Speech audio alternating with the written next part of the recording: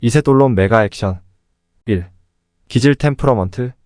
저는 심리학에서 사람의 감정의 경향으로 본 개인의 성질인 기질을 정형화시켜 심리 분석의 키워드로 사용하고 있듯이 만약 승부사 특유의 기질이 따로 존재하는 것이라면 정형화시켜 승부와의 상관관계를 유추해보는 것도 재미있지 않을까 하고 생각했던 적이 있었습니다. 이미 충분히 시도되었는데 저만 모르고 있을는지도 모를 일이지만 바둑만큼 심리적인 요소가 크게 작용하는 게임도 드물기에 꼭 헛손질만은 아닐 거라고 생각했던 것입니다. 그러나 저는 그 생각을 곧 접어야만 했습니다.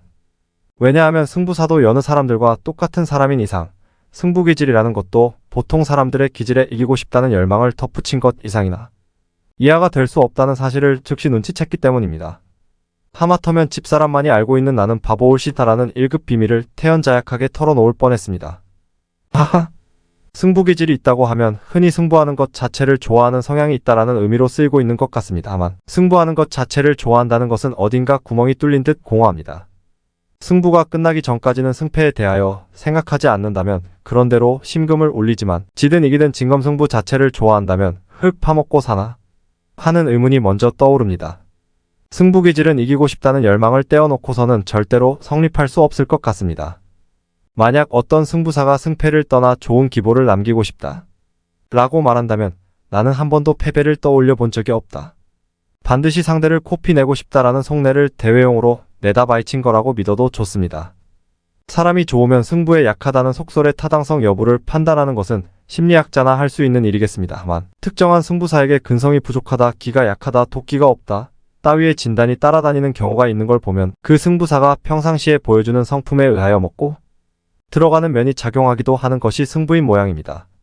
즉 평소에는 멀쩡하다가도 운전대만 잡으면 헐크로 변하는 사람이 있는 것처럼 평소에는 평화지상주의자처럼 보이다가도 바둑판 앞에 앉는 순간 냉혈한 킬러로 돌변하는 승부사가 있을 수도 있겠습니다만 근본적으로는 보통 사람들이 교육의 정도나 직업의 종류와 관계없이 가지고 나온 기질에 순응하며 평생을 살아가듯이 승부라는 특수한 세계에 종사하는 사람들도 본래 타고난 기질의 굴레를 완전히 벗어던지지는 못한다고 봐야 할 것 같습니다. 사람이 좋으면 승부에 약하다는 속설은 그럼 사람이 악해야만 승부에 강해지는 것이냐 하는 반론을 유발시킬 수 있을 것 같습니다만 선과 악의 차원이 아니라 승부세계의 냉혹함을 의미하는 걸로 받아들여야 옳겠지요. 다만 승부사는 자나 깨나 승부만을 생각해야 한다는 점에서 보통 사람들과는 다른 것 같습니다. 승부사가 단 한순간이라도 승부 감각을 잃는다면 링에 올라갔을 때 마치 체중 조절에 실패한 권투 선수처럼 잽 몇 방에 그로기로 몰리게 되겠지요. 제가 이세돌이라는 승부사를 연상하였을 때 가장 먼저 떠오른 것이 바로 그의 기질이었습니다.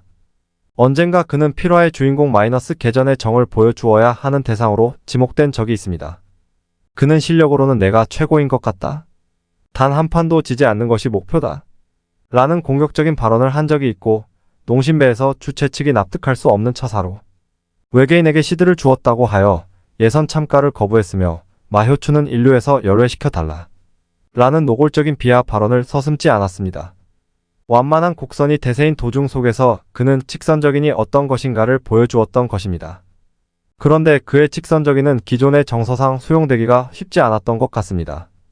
오만불손하다는 반응이 주류였고 바둑 한 양 사람 서푼이라는 말이 임자를 만나기라도 했다는 듯이 그의 인격의 완성도에 회의를 품는 반응이 주류였던 것 같습니다. 그의 안티엔티도 생겼고 심지어 꼴도 보기 싫으니 그의 기사조차 씻지 마라 달라는 극단적인 의견까지 나왔었던 것 같습니다. 언뜻 이견을 달기 어려워 보입니다. 만약 이창호였다면 말을 바꿀 100번의 기회를 준다고 해도 그런 직격탄을 쏘는 발언은 하지 않았을 것 같습니다. 누구나 그의 내공을 인정하고 그에 걸맞은 면모를 기대하고 있었으나 오히려 그는 트러블 메이커가 되어 스스로 고행을 자초한 감이 짙습니다. 그의 직선적인이 원성을 사는 것은 타당한 일처럼 여겨집니다. 한데 그렇다고 그의 기사마저도 보고 싶지 않다고 주장하는 것은 매우 편협한 시각인 것처럼 보입니다. 그리고 그 문제는 그리 단순해 보이지도 않습니다. 적절하다고 생각되지는 않습니다만 시인의 경우를 예로 들어보겠습니다. 독자는 대개 시인과 그 시인이 쓴 작품이 동일하다고 여기거나 동일하기를 바라는 마음이 간절한 것 같습니다. 이를테면 제가 어떤 시에서 감동을 받았을 때 저에게는 그 시를 쓴 시인도 그 시만큼이나 감동적이고 훌륭한 사람이라고 믿거나 사람이기를 바라는 마음이 충만할 거라는 뜻입니다. 그런 독자의 믿음에 부담을 느껴 평생 독자 앞에 얼굴을 내밀지 않고 잡문과 인터뷰를 비롯한 일체의 외도도 사양하고 작가는 오로지 작품으로만 말하는 주의를 고집하는 시인도 있는 것 같습니다. 설사 그 시인이 자신의 시 이상으로 훌륭하다는 평가를 받더라도 인간적인 면모에서 파생될지 모르는 왜곡과 불협화음의 싹을 애초에 잘라버리자는 것이겠지요. 하지만 그런 은둔주의는 호랑이가 무서워 산에 나무하러 가지 못하고 동지섣달 기나긴 밤을 추위에 떨며 새우잠을 자는 것과 다르지 않은 것 같습니다. 시를 읽은 독자는 시인을 알고 싶어 합니다. 시라는 추상적인 개념을 시인이라는 구상적인 개념으로 확인하고 싶어 하는 것입니다. 그 과정에서 시는 더욱 풍부해지고 시인은 더욱 깊어지는 것입니다. 같은 논리로 바둑패는 기보라는 추상적인 개념을 프로기사라는 구상적인 개념으로 확인하고 싶어 할 것입니다. 더구나 바둑은 흥행을 전제로 합니다. 독자가 없어도 시인이 존립할 수 있는가는 저도 모르는 부분이지만 바둑팬이 없는 프로기사는 결코 존립할 수 없다는 사실만큼은 명확한 것 같습니다. 프로기사들의 기질과 스타일은 흥행의 중요한 요소이며 프로기사들의 신상이 해체되면 해체될수록 흥행 가능성도 커집니다. 스폰서들이 프로기사들의 인격을 저울로 달아보고 베팅하는 경우는 단 한 건도 없을 것입니다. 저는 이세돌의 기사를 자주 못 봐서 환장하는 사람입니다. 저는 그가 원성을 살수록 그의 기사는 더욱 많아져야 한다고 생각하고 있습니다. 저는 바둑계가 대단히 보수적인 세계라고 느꼈습니다. 그건 바둑 자체가 갖는 도적인 특성도 작용을 하고 기량과 인품에서 일가를 이룬 대가들이 상부를 형성하고 있기 때문일 것입니다. 바둑에는 사람을 침착하고 진지하게 만드는 힘이 들어있는 것 같습니다. 바둑계가 보수적인 것은 지극히 당연해 보입니다. 그런 보수적인 세계에서 이세돌의 직선적인은 충분히 오해의 여지가 있어 보입니다. 제가 오해의 여지라는 말을 사용한 것은 그를 두둔하려는 마음이 있어서가 아니라 승부의 여러 요소를 종합해 생각했을 때 별다른 거부 반응 없이 그의 직선적인을 받아들일 수 있었기 때문입니다. 내 이름은 막시무스 데시무스 메리디우스. 북부군 사령관이자 펠릭스 여단의 장군. 진정한 황제인 마르쿠스 아우렐리우스의 충복이다. 살해당한 아들의 아버지이자 살해당한 아내의 남편이다. 나는 반드시 복수할 것이다. 살아서 못한다면 죽어서라도. 마이너스 영화 글래디에이터. 글래디에이터는 막시무스 데시무스 메리디우스라는 가상인물을 내세워 그가 로마 군대의 장군에서 노예 검투사로 전락하고 가족도 몰살당하지만 초인적인 의지와 검술 실력으로 끝내 복수에 성공하고 만다는 어디선가 본 듯한 스토리의 스펙터클 액션 영화입니다. 검투사 영화의 원조는 커크 더글라스가 주연한 스파르타쿠스 스파터커스라 할 수 있고 스파르타쿠스가 검노 반란을 일으킨 스파르타쿠스의 인생 역정을 서사적으로 그렸다면 글래디에이터는 인생 역정이고 뭐고 없이 얘는 이 눈에는 눈이라는 복수의 율법을 모티브로 삼아 초질관 액션의 액션만을 거듭하는 전형적인 킬링타임용 영화라고 할 수 있습니다. 칼 마르크스가 스파르타쿠스 반란을 역사상 가장 정당했던 전쟁이라고 평가했다는데 자본론 완역본을 빌릴 기회가 있었지만 불면증의 특효약으로 며칠 사용하다가 그냥 돌려주고 말았던 저로서는 그의 역사적 평가에 대해서는 큰 흥미를 느낄 수가 없었습니다. 기득권을 가진 자와 못 가진 자의 대립은 인간에게 영원히 풀 길 없는 숙제여서 그럴는지도 모를 일이지만 언제부턴가 저는 매너리즘에 빠져든 것 같습니다. 저는 오히려 검투사들이 보여주는 인간의 투쟁심에서 흥미를 느꼈습니다.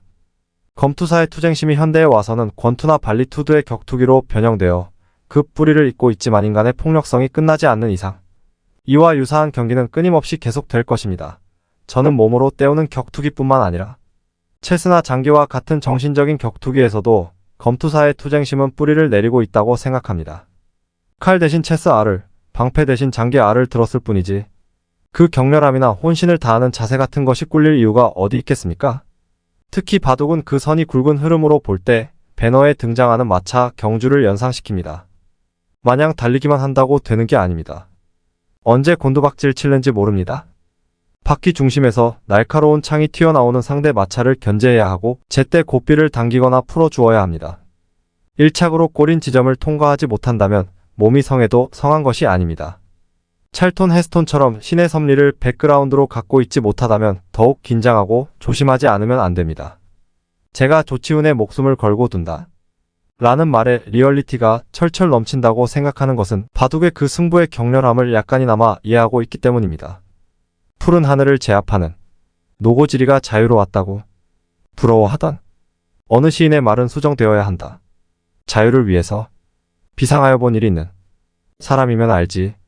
노고지리가 무엇을 보고 노래하는가를 어째서 자유에는 피의 냄새가 섞여 있는가를, 혁명은 왜 고독한 것인가를, 혁명은 왜 고독해야 하는 것인가를. 마이너스 김수영 푸른 하늘을 전문. 승부사는 죽으나 사나 승부만을 생각해야 하는 고독한 직업입니다. 승부사는 승부를 할 때마다 천국과 지옥으로 갈리는 마음의 격동을 겪어야 하고 한순간의 승리를 위하여 오랜 시간 처절한 자신과의 싸움을 견뎌내야 합니다. 승부 자체의 격렬함은 검투사의 칼부림에 견주어 더하면 더했지 덜하지 않을 지경이지만 119의 도움을 청할 수도 없습니다. 그럼에도 승부사는 왜 그 지독한 승부의 세계를 떠나지 못하는 것일까요? 산이 거기 있기에 산에 오른다. 라는 조지 말러리의 명언이 그 답이 될 수 있지 않을는지요. 푸른 하늘은 자유를 위하여 투쟁하는 지상의 모든 투사에게 바쳐지는 헌사이지만 그 투쟁이 고독하다는 점에서 저는 승부사에게 바쳐지는 헌사로 쓰여도 크게 무리가 없으리라 생각하고 있습니다. 이제 그의 기질을 간략하게나마 짚어보겠습니다. 저는 점쟁이가 아닙니다. 그리고 그와 말 한마디 나눠본 적도 없습니다. 그저 그에 관한 기사를 검색하고 그의 대국보를 감상한 것이 전부입니다. 그러니 돈을 많이 벌면 부자로 살고 돈을 적게 벌면 가난뱅이로 살겠네처럼 한 귀로 듣고 한 귀로 흘려버린다면 더할 나위가 없겠습니다. 그의 애칭은 샌돌입니다. 그의 애칭은 그 어감부터가 직선적인 행보를 예견하고 있는 것처럼 보입니다. 그는 자기 확신이 강한 것 같습니다.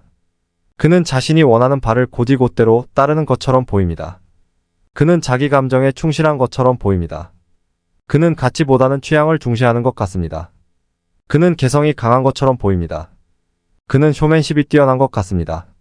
그는 휘어지기보다는 부러지는 강성 기류를 지향하는 것 같습니다. 타협이라는 말은 그의 사전의 맨 마지막을 장식하고 있는 것처럼 보입니다.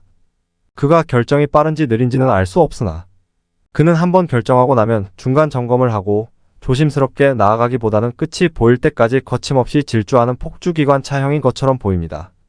그는 사람과 사람 사이의 신호 속에서 비교적 돌출적인 신호를 타전하는 무성가라고 보아야 할 것 같습니다.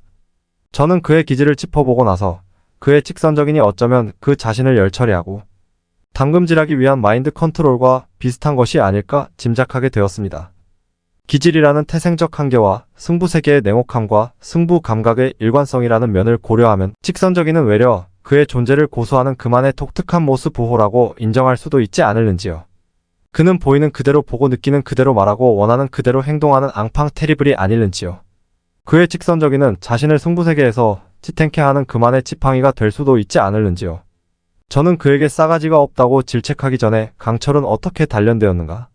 라는 배려를 먼저 보낸다면 그의 직선적인을 충분히 헤아릴 수 있을 거라고 생각하고 있습니다. 왜냐하면 저는 그처럼 파이팅 넘치는 기질의 승부사를 따로 알고 있지 못하며 그가 단지 교만할 뿐이라면 바둑의 신이 그에게 그와 같은 천부적인 재능을 주었을 리 없을 거라고 믿고 있기 때문입니다.